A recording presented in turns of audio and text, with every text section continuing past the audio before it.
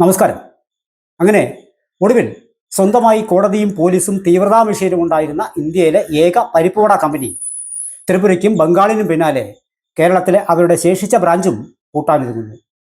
അടുത്ത നിയമസഭാ തെരഞ്ഞെടുപ്പോടെ ഇന്ത്യയിൽ മറ്റൊരിടത്തും ഞങ്ങൾക്ക് ബ്രാഞ്ചുകളില്ല എന്ന ക്യാപ്സൂൾ പതിപ്പിക്കും എന്ന സൂചനകൾ പുറത്തു വന്നതോടെ അടച്ചുപൂട്ടലിൽ കുപിതരായ കമ്പനി പ്രവർത്തകർ കേരളത്തിൽ പലയിടങ്ങളിലും അക്രമാസക്തരായി. അതിരുവിട്ട അഹങ്കാരം, അറുമാദിക്കൽ, കാലഹരണപ്പെട്ട ആശയം. ജനമാണ് അവസാന വാക്ക് എന്നോർത്തില്ല. എന്നിട്ട് യാതൊരു എളുപ്പമില്ലാതെ ഇപ്പോൾ പറയുന്നു പരാജയത്തിൽ നിന്ന് പാഠം പഠിക്കുമ്പോഴും. എങ്ങനെ ചവിട്ടി മെലിച്ചാലും നക്കാപിച്ച നൽകി ഭരണം തുടരാമെന്നു കരുതിയ കമ്മ്യൂണിസ്റ്റ് വേഷം ധരിച്ച മാരീജന്മാരുടെ മുഖത്തേറ്റ അടിയാണ് തദ്ദേശ സ്വയംഭരണ സ്ഥാപനങ്ങളിലേക്ക് നടന്ന തെരഞ്ഞെടുപ്പുകളിൽ ഇരന്നു വാങ്ങിയ കനത്ത പരാജയം. ഖജനാവ് കാലിയാക്കി എന്ന് മാത്രമല്ല, നിരാലംബർക്ക് നൽകുന്ന പെൻഷനുകളിൽ കൈയിട്ട് കാർ വാങ്ങിയും മന്ത്രിമന്ദിരങ്ങൾ മോടി പിടിപ്പിച്ചും അലങ്കരിച്ച തൊഴുത്തുകൾ പോലും കെട്ടി പൊതുജീവിതത്തിലെ ധാർമ്മികതയ്ക്ക് നേരെ കാക്കിച്ചു തുപ്പുകയായിരുന്നു തൊഴിലാളി പാർട്ടി നേതാക്കൾ. പാർട്ടി പണ്ടാരങ്ങളെ ദേവസ്വം ബോർഡിന്റെ ഉന്നത സ്ഥാനത്ത് പ്രതിഷ്ഠിച്ച് ക്ഷേത്രങ്ങളുടെ കട്ടിളപ്പാളികൾ ഇളക്കി വിറ്റു.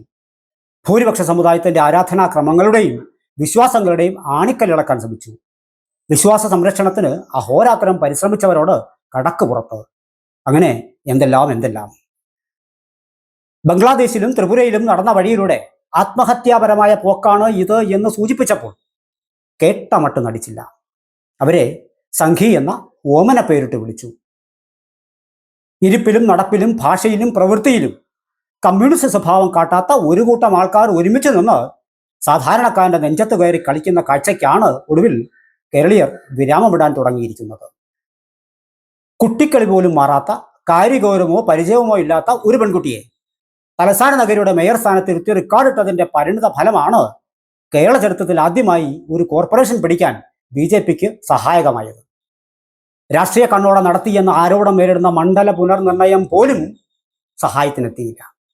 വഴിയോരത്ത് മാസങ്ങളോളം അലമുറയിട്ട് കരഞ്ഞ ആശമാർ, വീട്ടുമുറ്റത്ത് കെയറെയിലിന്റെ മഞ്ഞക്കുറ്റി കണ്ട് ചങ്ക് പൊട്ടിയവർ, ക്ഷേമ പെൻഷനുകൾ ലഭിക്കാതെ ഭിക്ഷയാചിക്കാൻ ഇറങ്ങിയവർ, ദുരിതാശ്വാസ ഫണ്ട് വഴിമാറ്റി ചിലവിട്ടത് കണ്ട് പകച്ചുപോയവർ, ക്ഷാമബത്തെയും ശമ്പള പരിഷ്കരണവും ചോദിക്കാൻ ധൈര്യപ്പെടാത്ത സർക്കാർ ജീവനക്കാർ, മുന്നണി മര്യാദകൾക്കെതിരെ ശബ്ദിക്കാൻ കഴിയാതിരുന്ന ഘടക കക്ഷികൾ, മുറിവേറ്റ ഹിന്ദു മതവിശ്വാസികൾ, അതിരു കവിഞ്ഞ ന്യൂനപക്ഷ പ്രേരണം, നിത്യോപയോഗ സാധനങ്ങളുടെ വിലവർധനവിൽ നട്ടം തിരിഞ്ഞ സാധാരണക്കാർ, ഉച്ചഭക്ഷണത്തിന്റെ ചിലവ് തലയിലേറ്റേണ്ടി വന്ന അധ്യാപക സമൂഹം, വേതനം ലഭിക്കാത്ത പാചക തൊഴിലാളികൾ, വർദ്ധിപ്പിച്ച നികുതികളിൽ നട്ടം തിരിഞ്ഞവർ, സ്ത്രീവിരുദ്ധ ആപേക്ഷിക നിലപാടുകൾ കണ്ട് തലയിൽ കൈവച്ചവർ, ഇങ്ങനെ ഒട്ടനവധി പേരുടെ മനോവ്യഥയാണ് വോട്ടിലൂടെ പ്രതിഫലിച്ചത്.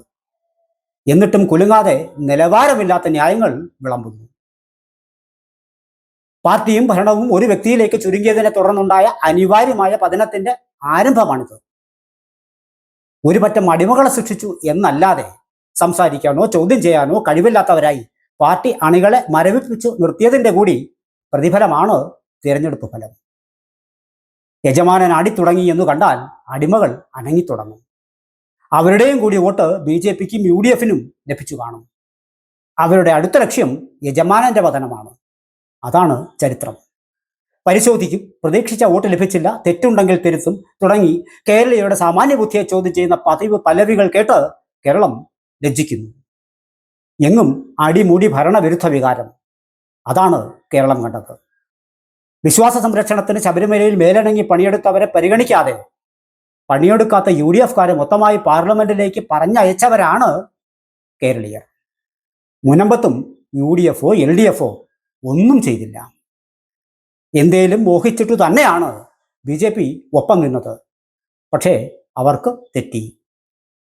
പുറത്തു കാട്ടുന്നില്ലെങ്കിലും വിലപേശൽ നടത്തുന്ന ന്യൂനപക്ഷ വിഭാഗങ്ങളിൽ ഭൂരിപക്ഷം പേർക്കും താമര ഇപ്പോഴും അലർജി തന്നെയാണ്.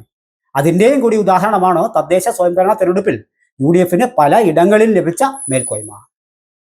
LDFും UDFും നാളിതുവരെ വർണ്ണക്കടലാസിൽ പൊതിഞ്ഞ് ഒളിപ്പിച്ചു കടത്തിയിരുന്ന വർഗീയതയുടെ തീവ്രത കൂടുതൽ ശക്തിയാർജിച്ച് UDF രൂപത്തിൽ വരുന്ന ആളുകളിൽ കേരളത്തിൽ ഇനിയും ആഞ്ഞുവീശും.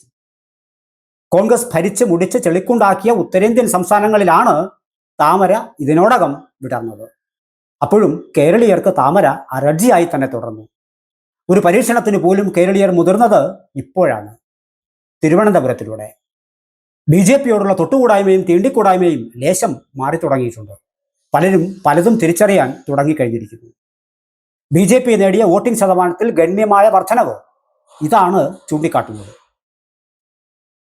ഉൾപാർട്ടി പ്രശ്നങ്ങളിലൂടെ കയ്യിലിടുന്ന നഗരസഭകളും സീറ്റുകളും കളഞ്ഞു കുളിച്ച ബി ജെ പി പാഠങ്ങൾ പലതും ഇനിയും പഠിക്കേണ്ടിയിരിക്കുന്നു. തകരുന്നതിൻ്റെയും തോൽക്കുന്നതിൻ്റെയും ഭരണം നഷ്ടപ്പെടുന്നതിൻ്റെയും ആധിയിൽ എതിരാളികളെ വഴിയിലും വീട്ടിലും കയറി തല്ലുന്നതിൻ്റെയും അഴിഞ്ഞാടുന്നതിൻ്റെയും ബംഗാൾ ത്രിപുര കാഴ്ചകൾ എത്രയോ വട്ടം നാം കണ്ടതാണ്. കേരളത്തിൻ്റെ പല ഭാഗങ്ങളിലും അതിൻ്റെ ചെറിയ പതിപ്പുകൾ ഇന്നലെ അരങ്ങേറിയത് ആശങ്കയുണർത്തുന്നു. അവനവൻ്റെ അഭിപ്രായം അടുപ്പത്ത് വെച്ച് കത്തിച്ച ശേഷം പാർട്ടിക്ക് വേണ്ടി ജീവൻ മരണ പോരാട്ടം നടത്തുന്ന അണികൾ പോലും നേതാക്കളെ സംശയിച്ചു തുടങ്ങിയിരിക്കുന്നു.